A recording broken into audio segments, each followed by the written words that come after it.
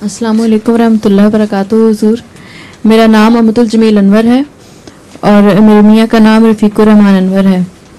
हुजूर, मेरा सवाल सूरह अल-माइदा की आयत नंबर 52 के बारे में है, जिसका तर्जुमा है, ऐ वे लोगो जो ईमान लाए हो, यहूद और नसारा को दोस्त ना पकड़ो, वो आपस ही में एक दूसरे के दोस्त हैं और तुम में से जो उनसे दोस्ती करेगा वो उन्हीं का हो रहेगा।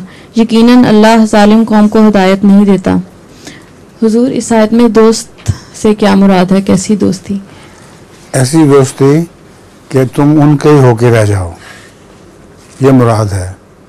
वरना गैरों से मोहब्बत करना, उसमें सलूक करना, ये कुरान करीम की तालीम में शामिल है।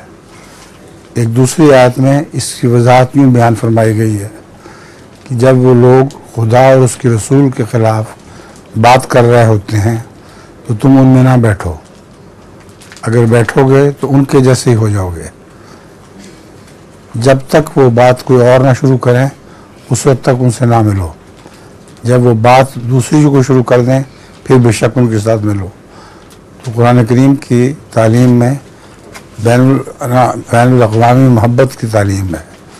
और ये जो गलत ये बाद आयतें जो हैं उनसे गलत तर्जुमा करके गैर अहमदी हमारा गैर मुस्लिम इस्लाम के ख़िलाफ़ गलत फहमी फैलाते हैं।